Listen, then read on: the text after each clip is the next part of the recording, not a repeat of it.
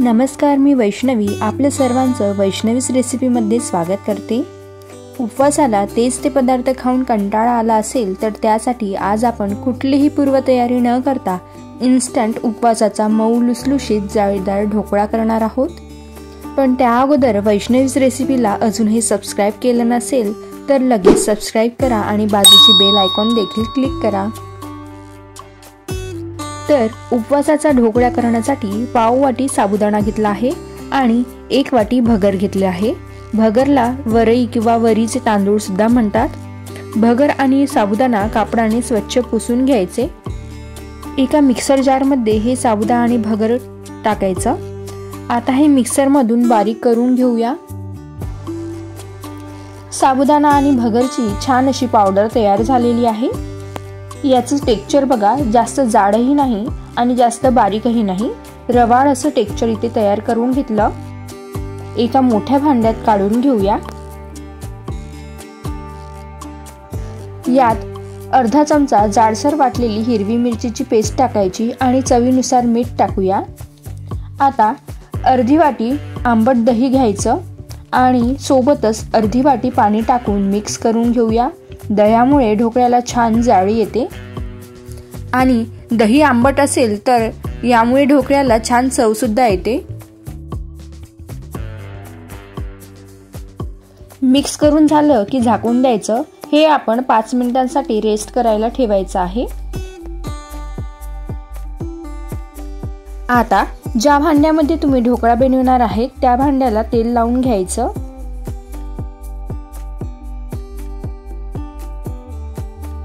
पाच मिनिटांनंतर बघा, बॅटर घट्ट झालं आहे।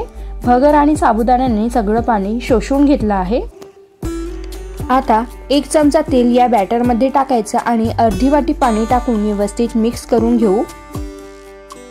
लक्षात ठेवा, बॅटर जास्त पातळ करू नका। बॅटर जर पातळ असेल तर ढोकळा फुलत नाही। दुसरीकडे हा ढोकळा आपण कढईमध्ये बनवणार आहोत, तर कढईमध्ये पाणी गरम करायला ठेवलं आहे।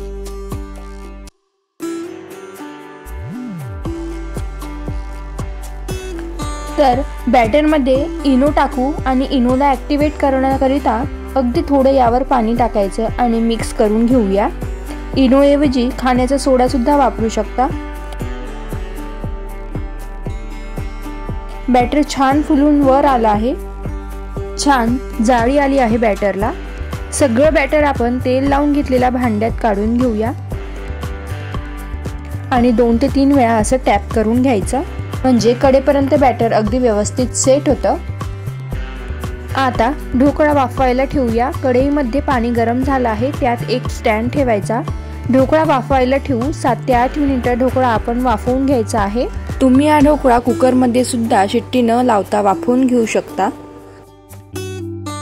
7 ते 8 मिनिटांनंतर ढोकळा वाफवून घेतला। यात आपण चाकू टाकून बघू। चाकू अगदी क्लीन निघालेला आहे। आता हे भांडं बाहेर काढून घेऊया। ढोकळा थंड होऊ द्यायचा। थंड झाल्यानंतर साईडच्या कळा मोकळ्या करून घ्यायच्या। ढोकळा बाहेर काढून घेऊ। तर प्लेट अशी ढोकळ्याच्या भांड्यावर ठेवून भांडं उलटून घ्यायचं। व्हिडिओमध्ये दाखवल्याप्रमाणे वरून थोडं टॅप करा, म्हणजे ढोकळा सहज भांड्यापासून सुटतो। बघा किती छान निघाला आहे। जरा सुद्धा मिश्रण भांड्याला चिकटलेलं नाही। ढोकळा एकदम जाळीदार सॉफ्ट झालेला आहे। बघा किती छान जाळी आलेली आहे आणि अगदी 10 ते 12 मिनिटांमध्ये हा ढोकळा बनून तयार होतो। आता हा ढोकळा कट करून घेऊया। आपल्या आवडीनुसार लहान मोठे काप करून घेऊ शकता। थंड झाल्यानंतरच कट करा, म्हणजे ढोकळ्याचे काप अगदी छान व्यवस्थित होतात।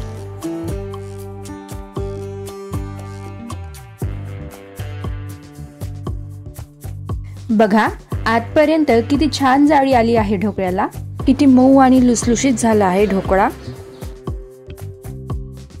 ढोकळा कट करून घेतला, त्यावर आपण तडका तयार करून घेऊया। तडक्यासाठी तडका पॅन मध्ये 2 चमचे तेल गरम करून घेतलेलं आहे। तेल चांगलं गरम झालं की त्यात आपण घालूया अर्धा चमचा जिरं, अर्धा चमचा काळे तीळ, जिरं आणि तीळ तडतडले की यात 2 हिरवी मिरची टाकायची, मिरचीला मध्ये काप करून घ्या। 7 ते 8 कढीपत्त्याची पाने टाकायची। गॅस बंद करायचा। तयार करून घेतलेला तडका आपण ढोकळ्यावर टाकून घ्यायचा। सगळा तडका आपण चमचाने ढोकळ्यावर पसरवून घ्यायचा। उपवासाचा हा ढोकळा तुम्ही कुठल्याही उपवासाच्या चटणी बरोबर खाऊ शकता। उपवासाला तेच ते पदार्थ खाऊन कंटाळा आला असेल तर असा सॉफ्ट स्पॉन्जी आणि जाळीदार ढोकळा नक्कीच करून बघा। अगदी कमी वेळेत तयार होतो।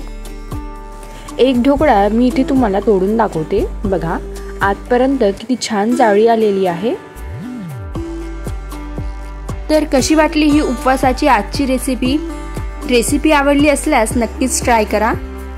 तसेच व्हिडिओला लाईक करा, शेअर करा आणि अशाच नवनवीन रेसिपींकरिता वैष्णवीज रेसिपीला नक्कीच सबस्क्राईब करा। पुन्हा भेटूया अशाच नवनवीन रेसिपींबरोबर। तोपर्यंत धन्यवाद।